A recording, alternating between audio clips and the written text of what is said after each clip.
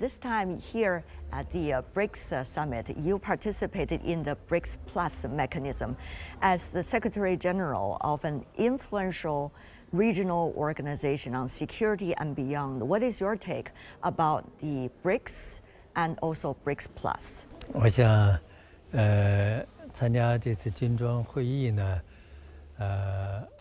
有时候我会。 Actually, sometimes I felt a little dazed when I participated in this BRICS meeting, because what the participants said was highly consistent with the SCO summit.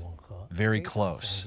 It is not surprising, because we are all members of the Global South. We share common challenges and difficulties, also common pursuits, goals, and demands. The goal is the modernization of the Global South. In other words, the modernization of our SCO member states, as well as the BRICS members. In short, it is the modernization of developing countries and maintaining world peace, prosperity, and development. The content of this BRICS meeting was very rich. Why did today's meeting last for 7 hours? Because there were many speakers. All parties have high expectations for BRICS. We hope through BRICS and a number of regional organizations in other developing countries, we can work together to advance the international political and economic order towards greater justice, reason, and fairness. It is in the interest of humanity, of the planet, and also of developing countries to do so. Declaration of the BRICS countries, among them many items, including local currency payment cooperation. What do you take? What's your take about that? 金砖嘛，和上合组织一样，都是全球南方的重要成员。 BRICS is also an important member of the Global South, like the SCO. It can be said that we have common goals, common interests, and common pursuits. BRICS is one step ahead of the SCO in that it has the new development bank. I expect BRICS to go faster in this area. 7 out of the 10 member countries of BRICS are members of the SCO. I think we can benefit from it. We understand the payment in local currency has become a trend in the region, and SCO has been working on it. Tell us more about the latest development. As you said, we attach great importance to the payment of local currency, both for SCO as a whole and for our member states as individual states. From the point of view of SCO, I hope you still remember the summit that took place in Samarkand 3 years ago. Our leaders have adopted a document called the SCO Roadmap for states' increasing share of national currency. And we have officially promoted this work during the past over 2 years. Representatives of central banks and ministries of finance from member countries have set up a special working group to study this work on a regular and irregular basis. It can be said that certain results have been achieved, and we are now in the stage of coordinating and communicating policies among member states. Adjustments of financial policy and monetary policy. To be frankly, the matter of local currency payment is not an easy thing to do. It involves policy, technology, finance, politics, and so on. From SCO, we can say that we are serious, down to earth, and steady, step by step, to move forward this work steadily. We don't have a specific timeline, but I think we'll try to minimize such a period of time.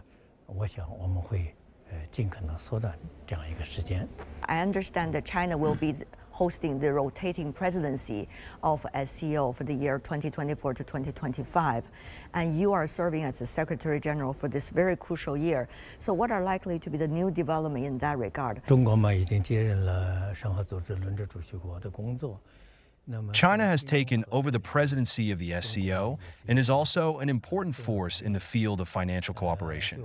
As far as I know, this work has been taken into account in the work plan of the Chinese presidency and is one of the key tasks this year. I think several working group meetings will be held during the year for policy and technical alignment and financial communication on this work.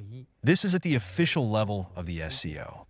At the unofficial level, as you know, there is an interbank consortium in the SCO. That's our unofficial cooperative organization. As banks, they're also very concerned about this work and are steadily advancing communication, coordination, research, and making recommendations on this work. In addition, the SCO's financial think tank platform, which is the SCO's own think tank, is also providing dedicated support to the SCO. So at the country level, it can be said that progress is faster. It's simpler. There is uneven development among countries and among our member states. In some countries, local currency payment has reached a very high proportion, definitely more than half. For example, trade between China and some countries may be slightly lower. But on the whole, it is more tangible and faster than multilateral progress. I think this is an important foundation for the SCO to promote this work in the multilateral field. The two complement each other, and I think the future is promising. During the BRICS Summit, did you interact with your colleagues, both from international and regional organizations, as well as from different countries that are members of yours? 交流的很多了，其中包括金砖的成员国以及。 There was a lot of communication, including with BRICS members and participating countries outside BRICS. The meeting also included some international organizations.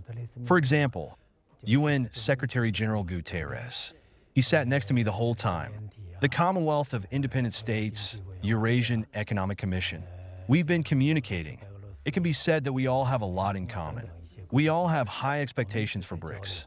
There are also high expectations for the SCO. Even Secretary General Guterres talked about his expectations for the SCO. He once told me that the UN and the SCO are the two largest regional organizations in the world today. So when I was communicating with him today, he said he was very happy to be sitting next to the SCO. The SCO has a lot to offer. He hopes that the SCO will play a more important role. I think his expectations for the SCO are high. The BRICS Summit, right before it, there were a lot of press coverage about whether it is an anti-Western alliance. Similar questions were also posed to you, Mr. Secretary General, many times about Shanghai Cooperation Organization, especially looking at the track record of SCO, that you have managed to make some of the military bases by foreign countries to move away from your member countries throughout SCO's track record. And many ask, what is the nature of SCO in that regard, regarding so-called the Global South and the West? 这个上海合作组织的基本特征其实是公开的。 The basic characteristics of the SCO are in fact openly stated in the name of our organization, cooperation, and our purpose is cooperation. It is true that a number of media outlets play up the idea that the SCO is anti-Western and then compare it with NATO. I think that if these people are not ignorant, they're doing it intentionally. Because if they want to comment on the SCO, they must study the SCO, or at least read the SCO's charter and understand the development and progress of cooperation over the past 2 decades.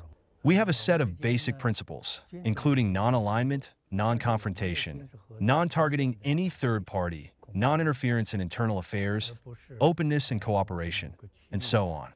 And our practice over the past 23 years has been to firmly adhere to these principles.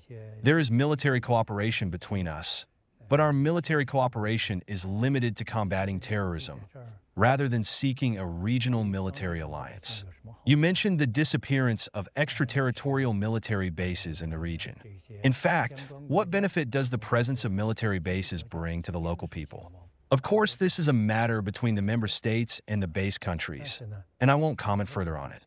However, the SCO insists on cooperation and non-alignment, which is in the interest of the people of the region. 这一点呢，是符合这个地区人民的愿望的。